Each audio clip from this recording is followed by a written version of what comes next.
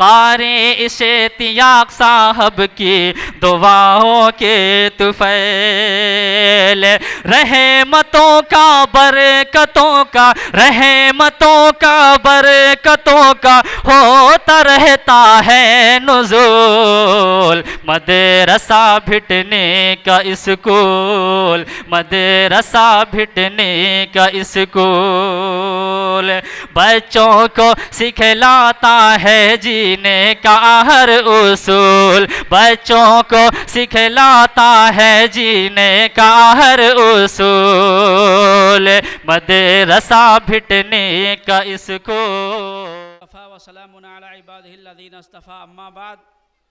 मोहतरम हजरात, सामईन किराम,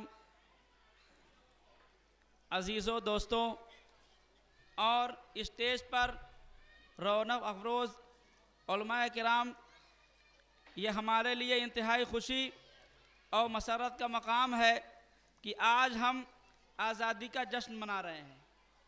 लेकिन ये बात हमें यकीन से हमेशा याद रखनी चाहिए कि कोई भी नेमत ऐसे ही हासिल नहीं हो जाती है, बल्कि उसके लिए कुर्बानियाँ दी जाती हैं। हमारे लिए ज़रूरी है, ये अलग बात है कि कुर्बानियाँ हमने नहीं दी हैं, बल्कि हमारे आबा व अजदाद ने और हमारे बुज़ुर्गों ने दी हैं। चूँकि हमने कुर्बानी नहीं दी, तो इसलिए इस आज़ादी की जैसी कद्र होनी चाहिए, वो कद्र अपने अंदर हम नहीं पाते। इसलिए इस तरह के मौक़े पर ये प्रोग्राम किए जाते हैं कि उन बुज़ुर्गों की कुर्बानियों को याद किया जाए कि उन्होंने अपने वक्त में कैसी कैसी कुर्बानियाँ और कैसी कैसी मशक्क़तें बर्दाश्त की और किस किस मरहले से गुज़र कर ये नेमत हमें हासिल हुई है, ताकि इस नेमत की कदरदानी हमारे अंदर पैदा हो। बहरहाल जिक्र चल रहा था जंग आज़ादी का, मैं आपको ले चलूँ माजी के अंदर। लोग जाते हैं तो सन 1947 की बात होती है, और थोड़ा पीछे जाते हैं तो 1857 की बात होती है। लेकिन मैं पूरे एतमाद और पूरे जिम्मेदारी के साथ मैं आपको बताना चाहता हूँ कि मुसलमानों ने मुल्क हिंदुस्तान के तूल अर्ज़ से अंग्रेज़ों के नापाक साये को ख़त्म करने के लिए उससे भी 100 साल पहले सन 1757 के अंदर जून के महीने में जंग लड़ी है। यहाँ पूरब में पलासी के मैदान में नवाब सिराजुद्दौला ने अंग्रेज़ों से लोहा लिया। बदकिस्मती उनकी और क़ज़ा व क़दर का फ़ैसला ये रहा कि उन्हें इस मार्के में कामयाबी हासिल नहीं हो सकी, उन्हें शिकस्त हासिल हुई, जिसके नतीजे में अंग्रेज़ों का तसल्लुत पूरे तौर पर इस पूरब में बंगाल, बिहार और उड़ीसा के अंदर कायम हो गया। लेकिन अल्लाह ताला का फ़ैसला अल्लाह ही ताला जानता है कि पूरब के अंदर अगर मुसलमानों की हुकूमत का ज़वाल आया तो दक्षिण के अंदर हैदर अली नाम का एक जवां साल मर्द मुजाहिद मैदान के अंदर तलवार लेकर हाजिर हो गया था। सन 1761 से लेकर सन 1782 तक वो मर्द मुजाहिद मैदान में लड़ता रहा और जुनूब में उसने अंग्रेज़ों के कदम को पकड़ कर रखा और बेड़ियों में जकड़ दिया। उसने जुनूब में अंग्रेज़ों को बढ़ने नहीं दिया। उसके बाद हैदर अली का जब इंतकाल हो गया तो उसका बेटा फ़तेह अली टीपू सुल्तान मैदान में आया और 1782 से लेकर 1799 तक मुसलसल वो बरसरे पैकार रहा और बहुत मार्के की जंगें उसने अंग्रेज़ों से लड़ी है। उसके बाद जब टीपू का शहादत का वाक़या पेश आया है तो अल्लाह ताला का फ़ैसला भी ये हुआ कि अब जो हुक्मरान तबका था वो पूरे हिंदुस्तान के तूल अर्ज़ से ख़त्म हो चुका था। अब आज़ादी की जिद्दोजहद आवाम के हाथों में आने वाली थी। चुनांचे अब दिल्ली की तरफ एक नया सूरत तुलू होता है और सन 1803 के अंदर हज़रत शाह अब्दुल अज़ीज़ मुहद्दिस देहलवी रहमतुल्लाह अलैह हालात का जायज़ा लेने के बाद ये फतवा देते हैं कि अब ये मुल्क हिंदुस्तान ये दारुल हर्ब हो चुका है। अब यहाँ मुसलमानों के लिए उसी वक्त रहना मुमकिन है जबकि हिंदुस्तान से अंग्रेज़ों के साये को जब तक ये ख़त्म नहीं कर लेंगे हिंद मुसलमानों को चैन से बैठना नहीं है।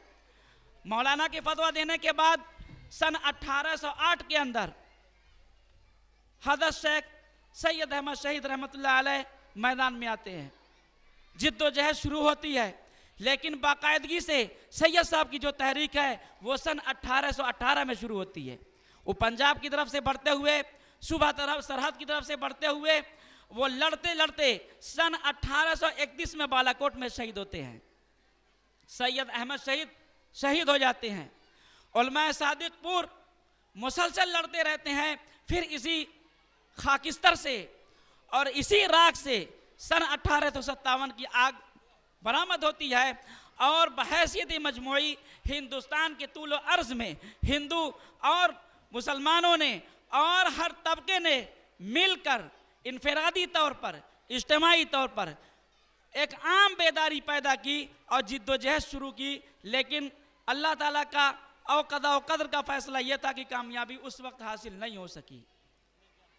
हमारे उलमाए किराम के कुर्बान जाइए आप कि उन्होंने वक्त की नज़ाकत को समझा और जिस वक्त अंग्रेज़ यहाँ नया निसाब और नया निज़ाम तालीम राइज कर रहे थे, उसी वक्त उन्होंने सहारनपुर के अंदर दारुल उलूम देवबंद कायम किया कि इस्लामी उलूम की बका और इस्लामी उलूम के तहफ़्फ़ुज़ के लिए वो एक मकतब की सूरत में कायम किया गया, जो आज दुनिया के अंदर अज़हर हिंद दारुल उलूम देवबंद के नाम से जाना जाता है। दारुल उलूम के क़याम के बाद उलमाए देवबंद और उलमाए सहारनपुर और उलमाए सादिकपुर मुसलसल इस जिद्दोजहद में लगे रहे। आम बेदारी अवाम और खवास के अंदर मुल्क को आज़ाद कराने के लिए अगर आप देखेंगे तारीख के अंदर तो बहैसियत मजमूई वो 1900 में दिखाई देगी आपको। सन 1900 के बाद हर स्तर पे तहरीक शुरू हुई है, वरना इससे पहले 150 साल तक मुसलसल मुसलमान अपने कुव्वत बादू से इस मुल्क को आज़ाद करने की कोशिश में लगे रहे। फिर उसके बाद कांग्रेस मैदान में आती है, कांग्रेस के रहनुमा मैदान में आते हैं। फिर उसके बाद एक लंबी फहरिस्त है जिसे लोग बयान करते हैं ये आज़ादी ऐसे नहीं हासिल हुई है कि छोटी मोटी सत्याग्रह से और छोटे मोटे मार्के से नहीं हासिल हुई है, बल्कि हिंदुस्तान का पूरा तूल अर्ज, यहाँ की पूरी ज़मीन मुसलमानों के खून से लालाजार है। आज मुसलमानों की तारीख को, उनकी खिदमत को, उनकी जिद्दोजहद को और उनकी कुर्बानियों को किताबों से मिटाया जा रहा है। लेकिन ये भी अल्लाह ताला का एक निज़ाम है कि आपके हाथ में इख्तिदार है और आप उसे मिटाना चाहते हैं। लेकिन जिनके खिलाफ ये जंगें लड़ी गई, उन्होंने अपनी याददाश्तों के अंदर लिखा है कि सन 1757 के अंदर हमसे कौन लड़ा और किसने मेहनत की, और फिर उसके बाद 1781 में कौन हमसे लड़ा, 1799 तक कौन लड़ता रहा, 1857 में कौन हमसे लड़ा, 1857 के बाद कौन हमसे लड़ता रहा। उन्होंने अपनी किताबों में लिखा है जिनसे ये जंगें होती रही हैं। आप मिटाइए, आपको इख्तियार है अपने निसाब की किताबों से मिटाने का, लेकिन जो अल्लाह ताला ने कुलूब के अंदर लिख दिया है और दुश्मनों ने खुद एतराफ़ किया है, उसे आप कैसे ख़त्म करेंगे। आज वक्त इस बात का है कि हम उस तारीख़ के आईने में अपना जायज़ा लें कि हमारे बुज़ुर्गों ने इस आज़ादी की नेमत के हुसूल के लिए जो कुर्बानियाँ पेश की हैं, हम इस कुर्बानी को कैसे ज़ाया होने से बचाएं। और आज वक्त और हालात के एतबार से जिस कदर मेहनत और मशक्क़त और जिस तरह की कुर्बानियाँ इस आज़ादी को बाकी रखने के लिए की जा सकती हैं, हमें किसी भी तरह की कुर्बानी पेश करने से दरेग नहीं करना चाहिए। इन्हीं चंद कलिमात पर मैं अपनी बात को ख़त्म करता हूँ। आखिर दावान अल्हम्दुलिल्लाह।